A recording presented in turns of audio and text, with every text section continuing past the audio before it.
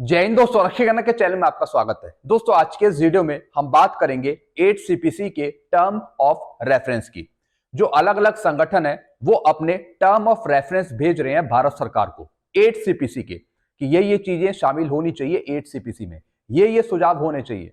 लेकिन दोस्तों डिफेंस की तरफ से अभी तक कोई भी टर्म ऑफ रेफरेंस नहीं गए हैं भारत सरकार की तरफ से। तो दोस्तों आज के इस वीडियो में मैंने डिफेंस के टर्म ऑफ रेफरेंस बनाए हैं 8 सीपीसी के। मैंने कुछ सुझाव रखे हैं और दोस्तों ये सुझाव हम अपने तरीके से भारत सरकार को सौंपेंगे, डीओपीटी को सौंपेंगे, ताकि जो डिफेंस की प्रॉब्लम्स हैं पेंशन पे में वो 8 सीपीसी में ना हो। तो दोस्तों मैंने कुछ टर्म ऑफ रेफरेंस बनाए हैं 8 सीपीसी के डिफेंस के पे और पेंशन पे। ये मैं आपको समझाऊंगा आज के इस वीडियो में। आप भी नीचे कमेंट करेगा अगर आप भी इन टर्म ऑफ रेफरेंस से सहमत होंगे। जो ये सुझाव मैंने लिखे हैं अगर आप इससे सहमत हैं तो आप नीचे कमेंट करके जरूर बताइएगा। चलते हैं दोस्तों वीडियो में आगे बढ़ते हैं। वीडियो में आगे बढ़ने से पहले एक छोटी सी अपील मैं आपसे कर रहा हूं। अगर आप पहली बार मेरा चैनल देख रहे हैं या फिर ये वीडियो देख रहे हैं तो आप मेरा चैनल सब्सक्राइब भी कर सकते हैं, जिसका नाम है रक्षित खन्ना, क्योंकि ऐसी जानकारी या सही जानकारियां आपको मिलती रहती है इस चैनल के माध्यम से। चलते हैं दोस्तों वीडियो में आगे बढ़ते हैं। जैसा कि आप ऊपर टाइटल देख रहे हैं 8 सीपीसी टर्म ऑफ रेफरेंस, जेसीओस, ओआरस, एनसीओस, डिफेंस के टर्म ऑफ रेफरेंस हैं 8 सीपीसी की। सबसे पहला सुझाव है पे कमीशन में जेसीओस ओआरस की नियुक्ति अध्यक्ष के रूप में हो। जी हाँ दोस्तों, जैसा आपको पता है अभी तक पे कमीशन नहीं बैठा है, तो हमने ये सुझाव रखेंगे कि जो नियुक्त किए जाएंगे अध्यक्ष, उसमें से जेसीओस ओआरस का कोई एक बंदा हो, कोई एक आदमी हो या फिर 2 आदमी हो, जो डिफेंस के मैटर्स को समझा पाए पे कमीशन पे कि ये प्रॉब्लम्स है, ये प्रॉब्लम नहीं आनी चाहिए 8 सीपीसी में। 8 सीपीसी का जो पे कमीशन है वो इस तरीके से बनाया जाए कि जो पिछली प्रॉब्लम्स हैं 7 सीपीसी की वो दोबारा दोहराई ना जाए। तो दोस्तों जेसीओस ओआरस में से कोई एक बंदा पे कमीशन में बैठना चाहिए जो जानकारी रखता हो पे और पेंशन की, जिसे पूरी जानकारी हो, वो समझा पाए पे कमीशन को। तो दोस्तों पहला पॉइंट ये है।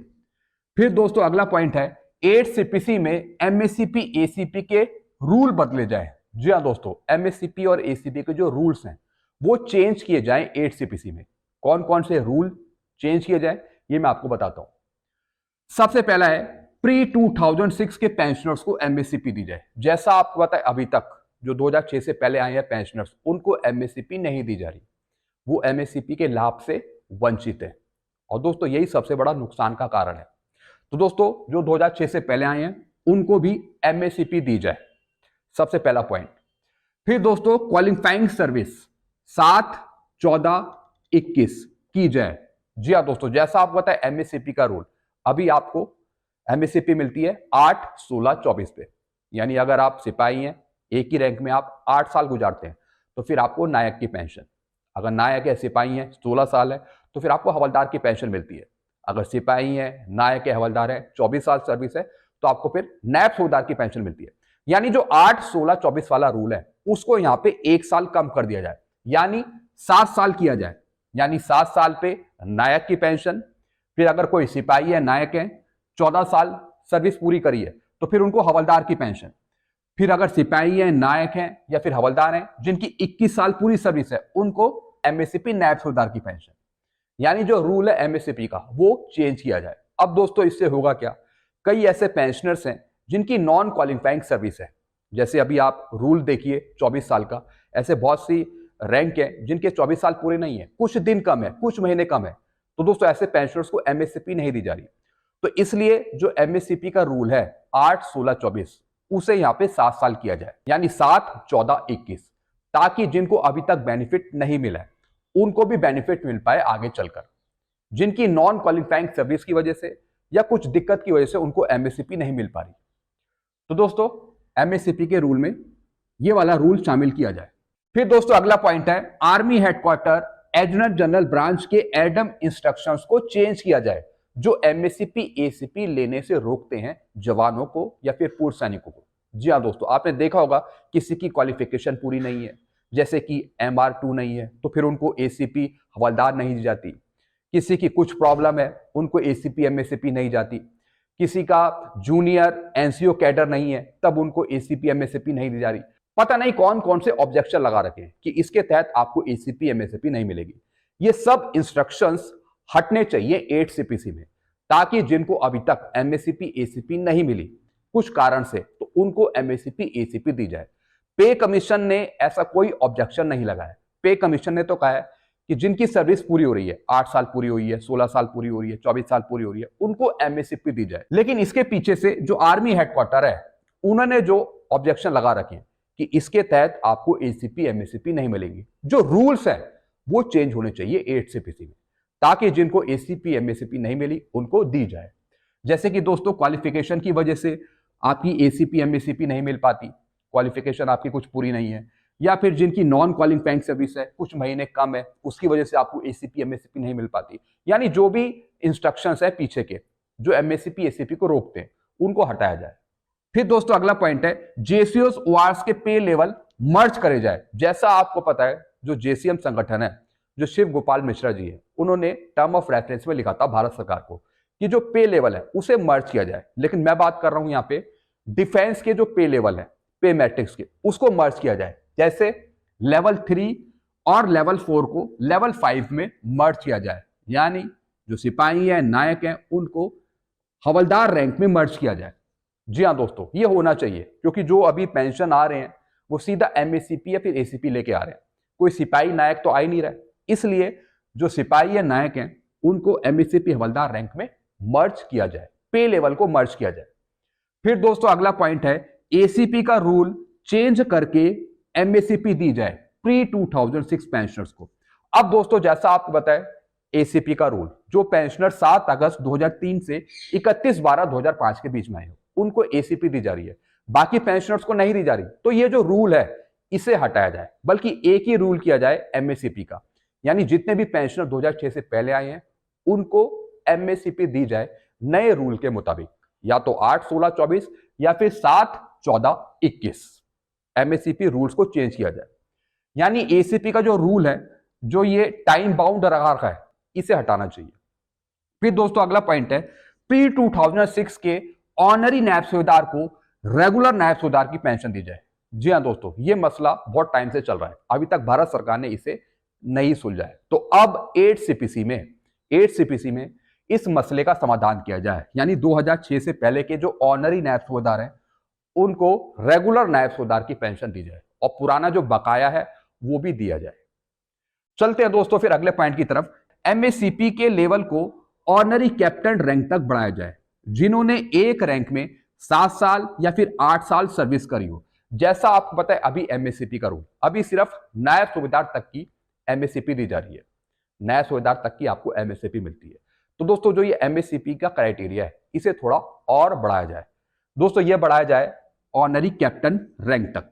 जी हाँ दोस्तों, यानी जो डायरेक्ट रिक्रूटी हैं वो तो ले लेते हैं पेंशन ऑनरी लेफ्टिनेंट तक की, लेकिन जो सिपाही से भर्ती हुए उनको भी मौका मिले ऑनरी लेफ्टिनेंट की पेंशन लेने का। यानी जो क्राइटेरिया है एमएससीपी का, वो नायब सूबेदार से थोड़ा और बढ़ाकर ऑनरी कैप्टन तक किया जाए। यानी दोस्तों जिन्होंने एक रैंक में 7 साल या फिर 8 साल सर्विस करी हो, उनको अगले रैंक की पेंशन दी जाए। तो एमएससीपी का यह रूल भी चेंज किया जाए। फिर दोस्तों अगला पॉइंट है ऑनरी रैंक्स को नेक्स्ट रैंक की पेंशन दी जाए, यानी जिनको ऑनरी मिली हुई है, जैसे कि नायब सूबेदार हो गए या फिर सूबेदार हो गए, उनको अगले रैंक की पेंशन दी जाए। जिनको ऑनरी मिली है आफ्टर रिटायरमेंट, चाहे कोई सा भी रैंक हो, उनको पेंशन पे बेनिफिट दिया जाए ऑनरी रैंक का। फिर दोस्तों अगला पॉइंट है डीएससी के पेंशनर्स के लिए एमएससीपी 1/1/2006 से लागू की जाए।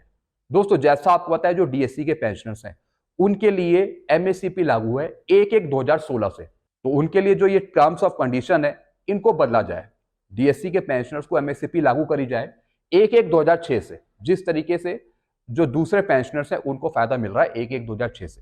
तो डीएससी के पेंशनर्स को एमएससीपी मिलने का जो बेनिफिट है वो 1/1/2006 से लागू किया जाए, ना कि 1/1/2016 से। फिर अगला पॉइंट है एक्स ग्रुप की विसंगति को दूर किया जाए। जो एक्स ग्रुप की विसंगतियां हैं प्री 2016 पोस्ट 2016, उनकी विसंगतियों को दूर किया जाए, एक्स ग्रुप की विसंगतियों को, वो भी 8 सीपीसी में। यानी जो पेंशन में डिफरेंस है, जो पेंशनर 2016 से पहले आए हैं या फिर 2016 के बाद आए, उनकी पेंशन में डिफरेंस को खत्म किया जाए, जो एक एक्स ग्रुप की सबसे बड़ी विसंगति है 8 सीपीसी में, उसे खत्म किया जाए। फिर दोस्तों मिलिट्री सर्विस पे 20,000 के आसपास की जाए, फिटमेंट फैक्टर ज्यादा देकर। जैसा आपको पता है अभी हमारी मिलिट्री सर्विस पे इक्वल नहीं हो पा रही किसी कारणवश, कभी कोई दिक्कत आ रही है, सुप्रीम कोर्ट कुछ कह रहा है, वॉइस ऑफ एक्स सोसाइटी के जो नेशनल कोऑर्डिनेटर है वो कुछ और कह रहे हैं, मतलब अभी ये मसला फंसा हुआ है। तो हम चाहते हैं कि ज्यादा फिटमेंट फैक्टर देकर आपकी मिलिट्री सर्विस पे 20,000 के आसपास करी जाए 8 सीपीसी में। तो दोस्तों ये मुद्दा भी हमने रखा है टर्म ऑफ रेफरेंस में। दोस्तों अगर आपको 1.92 फिटमेंट फैक्टर मिलता है तो आपको 10,000 एमएसपी मिलेगी 8 सीपीसी में। अगर आपको 2.86 फिटमेंट फैक्टर मिलता है तो आपको फिर 15,000 मिलिट्री सर्विस से मिलेगी। लेकिन हम डिमांड कर रहे हैं कि आपकी मिलिट्री सर्विस पे 20,000 के आसपास हो। लॉजिकली अगर हम देखें तो 10,000 या फिर 15,000 के आसपास, लेकिन हम हायर साइड में लेके चल रहे हैं 20,000 के आसपास। और ये तभी होगा जब फिटमेंट फैक्टर ज्यादा बढ़ाया जाएगा। फिटमेंट फैक्टर ज्यादा बढ़ेगा तभी मिलिट्री सर्विस पे ज्यादा बढ़ेगी। फिर दोस्तों अगला पॉइंट है जेसीओस एससीओस की पे पेंशन 8 सीपीसी में कम ना हो। जैसा आपको पता है 7 सीपीसी में बहुत सारी विसंगतियां थी और अभी भी चली रही हैं जेसीओस की एससीओस की पेंशन में, नायब सूबेदार से लेके ऑनरी कैप्टन तक इनकी पेंशन कम हो रही है, माइनस में जा रही है। तो ये वाली प्रॉब्लम 8 सीपीसी में ना है, ये हमने मुद्दा रखा है। यानी 8 सीपीसी की जो पे मैट्रिक्स बनाया जाए वो इस तरीके से बनाई जाए जिससे जेसीओस को एससीओस को नुकसान ना हो। जो उनकी पेंशन माइनस में जा रही है वो प्लस में पेंशन जाए, उनकी पेंशन ज्यादा बढ़े, जिसका फायदा पुराने पेंशनर्स को मिल पाए, जेसीओस को एससीओस को, जो ओआरओपी के अनुसार पे और पेंशन ले रहे हैं, ओआरओपी के अनुसार जो पेंशन ले रहे हैं उनको भी फायदा मिले। तो 8 सीपीसी की जो पे मैट्रिक्स है उसमें कोई भी विसंगति ना हो, ये वाला मुद्दा भी हमने रखा है टर्म ऑफ रेफरेंस में। तो दोस्तों ये कुछ टर्म ऑफ रेफरेंस थे 8 सीपीसी के डिफेंस के। अगर आप इन सभी मुद्दों पर, सुझावों पर, टर्म ऑफ रेफरेंस पे सहमत हैं तो आप नीचे कमेंट करिए।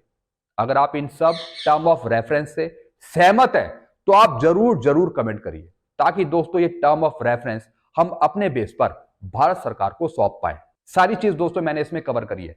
अगर कोई चीज छूट गई हो मेरे से तो आप नीचे कमेंट कर दीजिएगा, फिर मैं उसे भी शामिल कर लूंगा टर्म ऑफ रेफरेंस में। तो आप भी अपने सुझाव रखिए कमेंट बॉक्स में और ये भी लिखिए क्या आप इन टर्म ऑफ रेफरेंस से सहमत हैं या नहीं।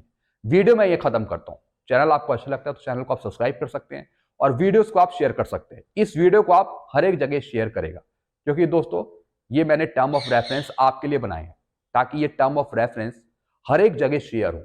जो आपकी मांगे हैं, सुझाव हैं, वो 8 सीपीसी पर काम करें। Thank you so much.